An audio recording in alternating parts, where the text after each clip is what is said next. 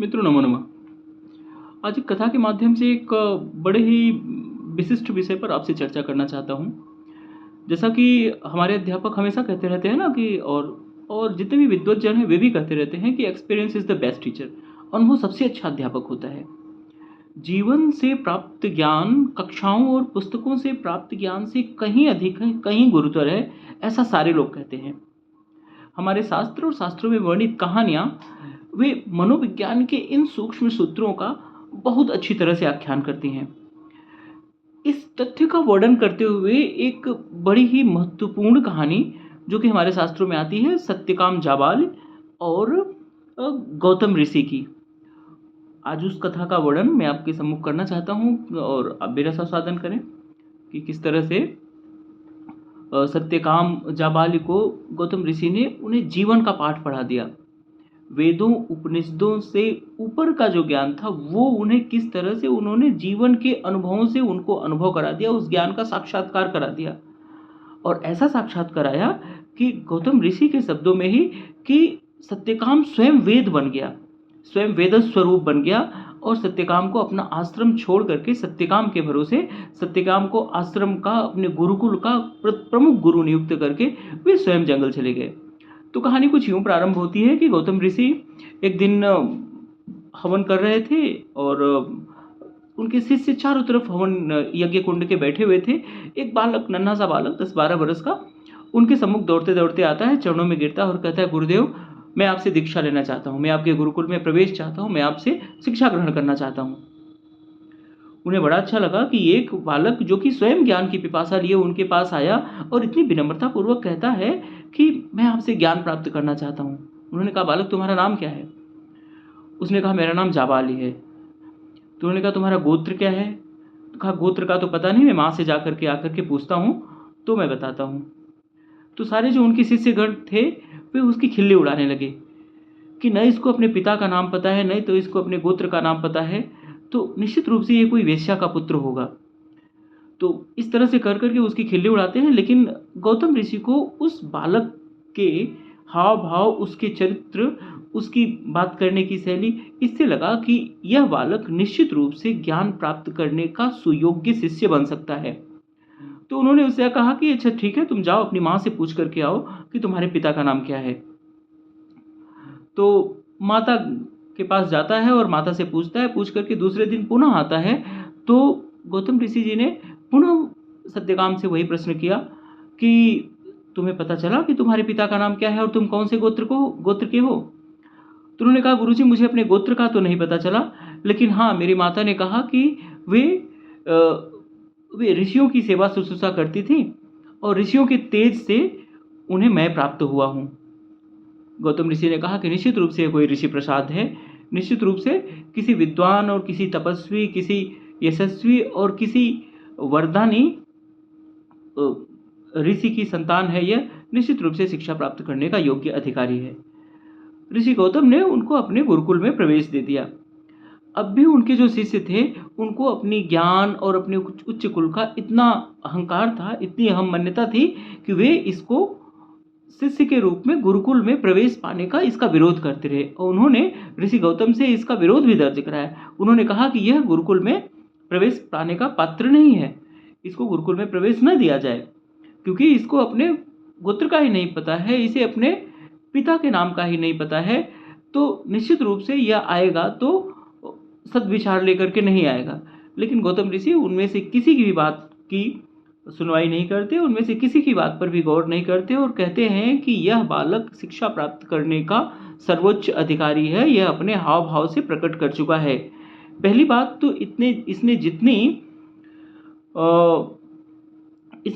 स्पष्टता से और जितने धैर्य से और जितने साहस के साथ अपने कुल की सच्चाई के बारे में बताया, तो जिस व्यक्ति में इतनी सच्चाई है तो वह शास्त्रों को प्राप्त करने का सर्वोच्च अधिकारी हो सकता है। मैं इसे सारी शिक्षाएं दीक्षाएं दूंगा। गुरुकुल में रहता है, कुछ वर्ष बीत जाते हैं। तो एक दिन ऋषि गौतम सत्यकाम को अपने पास बुलाते हैं, कहते हैं कि ये 400 गायें गुरुकुल में हैं जो कृष गायें हैं, दुबली पतली हैं, इनमें दूध नहीं है, इनको तुम जंगल में लेकर के जाओ और इनकी सेवा शुश्रूषा करो, इनको चराओ और जब ये 1000 बन जाए तो इन्हें पुनः गुरुकुल में लेकर के आना। सत्यकाम बड़ा प्रसन्न हुआ। क्यों? क्योंकि वह गुरु के आदेश में ईश्वर का आदेश देख रहा था, क्योंकि उसने इस बात को जान लिया था कि गुरु का आदेश ही उसके लिए परम कर्तव्य है और गुरु के एक एक वाक्य से उसको शिक्षा ही प्राप्त होनी है। वह इस बात को जानता था कि गुरु जो भी करेंगे वह निष्प्रयोज्य नहीं करेंगे। गुरु जो भी करेंगे वो उसके अज्ञान रूपी अंधकार को मिटाने के लिए ही करेंगे। गुरु जो भी करेंगे उसके जीवन में प्रकाश लाने के लिए ही करेंगे। वह इन सब बातों को समझ गया था। वह ज्ञान की व्यावहारिकता को समझ गया था, गुरु के आदर को समझ गया था, गुरु के आसन को समझ गया था, गुरु के चमत्कार को समझ गया था। वह इन सब बातों को अपने मन में ही समझ गया था। इसलिए उसने गुरु की आज्ञा पालन करने में तनिक भी देर नहीं लगाई। उसने सहर्ष स्वीकार किया। जबकि उसके अन्य जो उसके जो सहपाठी थे उन्होंने बगल में ले जाकर के उसको कहा कि तुम गुरु के आदेश के पालन करने के चक्कर में ना पड़ो। ये 400 गायें जो कि कृषकाय गायें हैं, तुम जंगल में ले जाओगे, अनायास इनको शेर बाघ मार करके खा जाएंगे और 400 से 1000 तुम करोगे कैसे? और जब तुम नहीं कर पाओगे तो नहीं कर पाने का दंड तुम्हारा यह होगा कि तुम आश्रम में नहीं आ पाओगे। तुम शिक्षा दीक्षा कैसे ग्रहण करोगे? तुमने यहाँ पठन पाठन करने के लिए गुरुकुल में प्रवेश पाया है कि तुम गाय चराने के लिए प्रवेश पाए हो? लेकिन सत्यकाम उनमें से किसी की बात पर भी गौर नहीं करता, उनमें से किसी की बात पर भी ध्यान नहीं देता। उसे तो बस गुरु आज्ञा में ईश्वर आज्ञा झलक रही थी। वह 400 गायों को और एक बैल को लेकर के जंगल की तरफ चल पड़ता है। वह चलता रहा जब तक कि उसे हरी भरी घास का एक मैदान, बगल में जलाशय, सरोवर यह नहीं प्राप्त हो गया, जहां उसे ऐसा उचित स्थल प्राप्त हुआ जहां पर कि वो अपनी गायों को चरा सकता है, उनकी वंश वृद्धि हो सकती है। वो वहीं पर रुक करके अपना डेरा डाल देता है। धीरे धीरे करके वर्ष, महीने, दिन, साल गुजरते गए और वहाँ पे उसने एक छोटा सा गुरुकुल बना लिया और गुरु द्वारा प्राप्त अब तक की जो भी शिक्षा थी उसको, उन शिक्षाओं का वो वही अध्ययन मनन करता रहता था। वहाँ होम यज्ञ इत्यादि करने की विधि जो उसने गुरु से सीखी थी, रोज नित्य संध्या वंदन करता, समिधा जुटाता, यज्ञ हवन करता और गायों को चराता दिन भर। उसका यही नित्य का कार्य था और गुरु के आदेश का नित्य स्मरण करता कि उसे 400 गायों को 1000 गायें करनी है। कई वर्ष बीत जाने के बाद एक दिन ऐसा होता है कि उसमें से जो बैल होता है उसको मनुष्य की आवाज आती है। उसने कहा सत्यकाम। जब सत्यकाम को अपने नाम की धुन सुनाई पड़ती है, उसने तत्काल इधर उधर देखा और कहा प्रभु। तो बैल ने कहा कि हाँ मैंने बोला। बैल उनसे कहता है कि अब तुम ज्ञान प्राप्त करने के अधिकारी हो गए हो, गायें भी 1000 हो गई हैं, अब तुम गुरु आश्रम चलो और गुरु से अंतिम दीक्षा लो। जब तक तुम गुरु आश्रम पहुंचो मैं तुम्हें कुछ ज्ञान की दीक्षा देता हूं। तो बैल ने उसे ज्ञान की दीक्षा दी। कहा कि आगे की दीक्षा अग्निदेव जी आपको देंगे। वह आगे चलता है। दूसरे दिन स्नान इत्यादि करके होम करने जब बैठता है तो अग्नि प्रज्वलित होती है, उसमें से अग्निदेव प्रकट होते हैं। अग्निदेव ने पुनः सत्यकाम जाबाली को ज्ञान की दीक्षा दी। उन्होंने कहा आगे की दीक्षा तुमको हंस देंगे। तीसरे दिन वो आगे बढ़ा। जब तीसरा दिन होता है कि नित्य कर्म करने के पश्चात वो अपने पूर्व में अग्निदेव द्वारा प्राप्त दीक्षा को याद कर रहा था कि हंस आएंगे और उसको दीक्षा देंगे। तो तत्काल ही जहाँ पर हवन कुंड था उसके बगल हंस आता है और हंस भी उसको ज्ञान की दीक्षा देता है। वो कहता है आगे की दीक्षा आपको जल कुक्कुट देगा।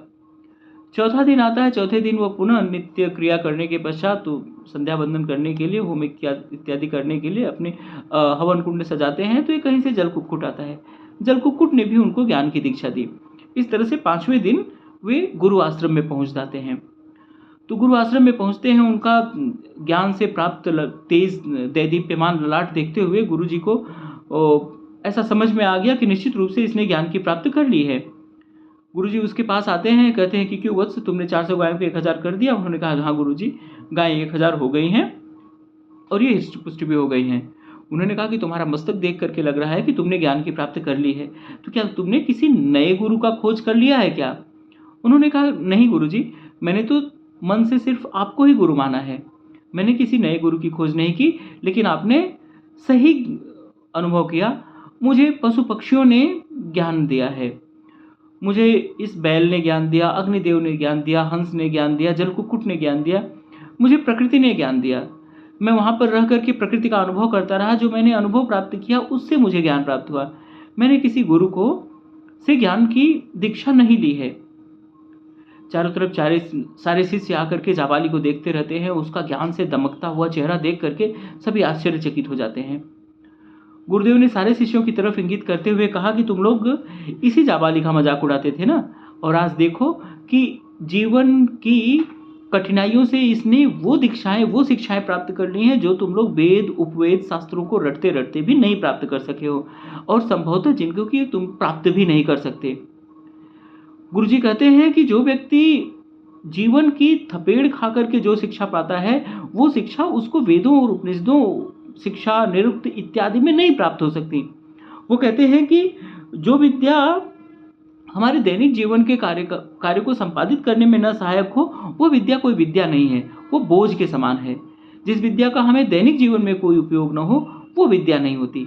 वेदों को रटने से वेद प्राप्त नहीं होते, बल्कि जीवन में उनका अनुभव करने से वेदों की असली शिक्षा हमें प्राप्त होती है। इस तरह से अपने शिष्यों को समझाते हुए कहते हैं कि तुम लोगों के पास दो ऑप्शन है, तुम लोगों के पास दो विकल्प है। या तो जो स्वयं वेद रूपी यह जाबाली, जो कि स्वयं आज वेद का स्वरूप हो गया है, इसके सानिध्य में रह करके इससे ज्ञान प्राप्त करो, या तुम लोग पन्नों को पलटते हुए वेदों को रटते रहो। वेदों को रटने से तुम्हें वेद की मूल भावनाओं का ज्ञान नहीं हो सकता, लेकिन तुम लोग यदि जाबाली के अनुभवों से कुछ सीखना चाहो तो निश्चित रूप से वेदों में जो निहित है उसकी प्राप्ति तुम्हें जाबाली के माध्यम से हो जाएगी। और जाबाली को की इस तरह से प्रशंसा करते हुए और गौतम ऋषि ने जाबाली को आशीर्वाद दिया और कहा कि शिष्य, अब तुम इस योग्य हो गए हो कि मैं तुमको अंतिम दीक्षा दूं। इस तरह से जाबाली को उन्होंने अंतिम दीक्षा दी और अपने इस गुरुकुल का सारा कार्यभार उसको सौंप करके स्वयं जंगल की तरफ चले गए और अपने शिष्यों को आदेश दिया कि आज से तुम लोग सत्यकाम जाबाली के सानिध्य में बैठ करके जीवन के अनुभवों को सीखो, प्राप्त करो और सच्ची विद्या को प्राप्त करो, क्योंकि सच्ची विद्या रटने में नहीं है, जो वेदों में निहित है उसको जीवन में उतारने में है। तो यह कथा जो है शास्त्रों में वर्णित, इसके माध्यम से हमें पता चलता है कि शास्त्रों का पढ़ना सिर्फ उसी तरह है जिस तरह से गधा अपने ऊपर कीमती वस्त्रों को लाद करके लेकर के चलता रहता है। उसे अनुभव ही नहीं होता कि वो अपने ऊपर कौन से कीमती वस्त्र या क्या लादा हुआ है। तो जब उसको यह अनुभव ही नहीं है तो वो चाहे उसके ऊपर कीमती वस्त्र ला दो या कंकड़ पत्थर ला दो, दोनों को समान भाव से वो बोझ समझ करके ढुलता रहता है। जो व्यक्ति वेदों में निहित, शास्त्रों में निहित, शिक्षा में निहित मूल भाव जो शिक्षा का है उसको नहीं प्राप्त कर लेता, तो उसका शिक्षित होना व्यर्थ है। उसी तरह है जिस तरह से गधा अपने सर के ऊपर बोझा ढोता है। तो इस बोझा ढोना से बेहतर है कि व्यक्ति शास्त्रों में, शिक्षाओं में वर्णित जो मूल भाव है उसको समझे, उसको अपने जीवन में चरितार्थ करे। इसी के साथ इस चलचित्र को विराम देता हूँ। आशा है आपको अच्छा लगा होगा। अच्छा लगा हो तो कृपया इसको लाइक, शेयर और सब्सक्राइब अवश्य कर दें। जय हिंद, जय भारत, वंदे मातरम।